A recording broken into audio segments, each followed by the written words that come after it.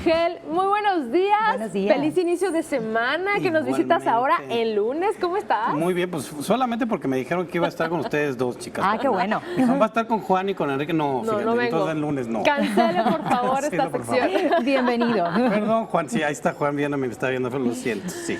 Oye, Sí, Ángel, qué interesante tema de verdad nos traes. Oye, sí. Hablando de la Constitución en específico, porque además cabe mencionar que en la época colonial, pues no existía este documento tan importante y las leyes se regían de diferente forma. Pues fíjate que lo que pasa, bueno, vamos a hablar de constituciones, digo, ha habido varios documentos en la historia de México que han tenido un carácter definitivo en las leyes, digamos, vamos a hablar nada más de las que tuvieron carácter de constitución, pero podríamos hablar de las leyes de reforma y de algunas más, pero el tiempo es corto. Sí. Pensemos también que vamos a hablar desde la época de la colonia, porque antes de la colonia no había un México como tal, había dentro del territorio mexicano había diversas naciones indígenas, cada una pues con sus propios usos, costumbres y leyes, unas más avanzadas que otras, pero no había una constitución que rigiera al país como tal, porque no había un país, no era México, era otra cosa. Llega la colonia, la conquista española, poco a poco van unificando el país porque tampoco, digamos, se habla de 1521 que es cuando se conquista el Imperio Azteca, pero ya cuando llegaron hasta arriba a todo lo que es la parte del norte, etcétera, sí se tardaron un rato en pacificar y muchísimo unificar ese tiempo. lado. Así es. Exactamente. Entonces, bueno, ahí pues no había constitución porque era una monarquía absoluta y nos regían desde España. De hecho, ese fue uno de los grandes problemas de la independencia, porque la gente que nacía aquí, los criollos, digamos, ya no digamos los indígenas. Es una mezcla de los negros. indígenas con los españoles, ¿no? No, el criollo es el español que nace aquí, o sea, el hijo de españoles que nace en México, que pues siempre los altos dignatarios llegaban desde España, los traían desde la península y eran como ciudadanos de segunda, entonces decían, oye, pero a mí me cobras impuestos, etcétera, etcétera, y no tengo representación.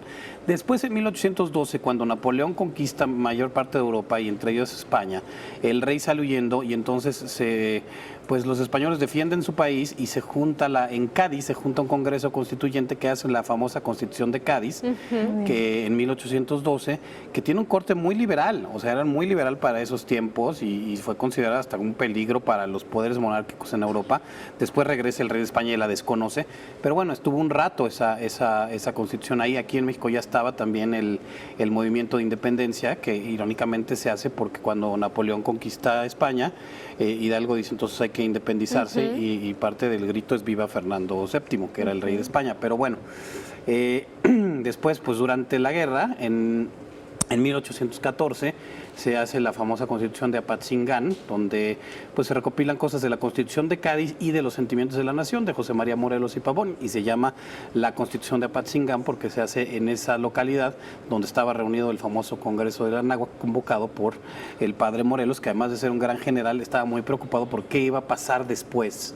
O sea, después de la Constitución de Cádiz, México tuvo diversas constituciones. Pues digo, termina o que la de se fueron Cádiz modificando o cambiando. Estaba ¿no? en guerra, México estaba en guerra, entonces todavía, pues técnicamente todavía éramos colonia, pero ya estaba la guerra de independencia. Entonces Morelos lanza esa constitución, aunque finalmente todavía el país no estaba constituido.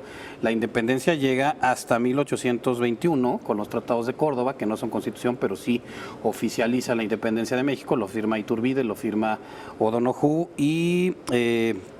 sí, Agustín Iturbide y don Juan de O'Donoghue, el último virrey que hubo en México.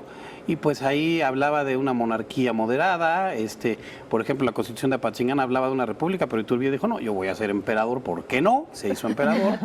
En 1824 también pues le dicen, ¿sabes qué? No, ya no queremos que seas emperador, hay varios pronunciamientos, se levanta Santana y se hace otra constitución donde ya se habla de una república. No dura mucho entonces. No, acuérdate que es un país que está en guerra, en continua... En constante guerra. Constante cambio, además. Todo el mundo se levantaba en armas, y yo quiero, y ahora tú, y ahora yo, entonces... O sea que ¿Dónde entran las 7 leyes constitucionales entonces? ¿En qué las hecho 7 leyes histórico? constitucionales llegan en 1835-1836. Mucho más adelante. Toda esta inestabilidad política y se enfrentan centralistas y federalistas, o los conservadores y liberales, y ahí, bueno, se entran estas 7 leyes.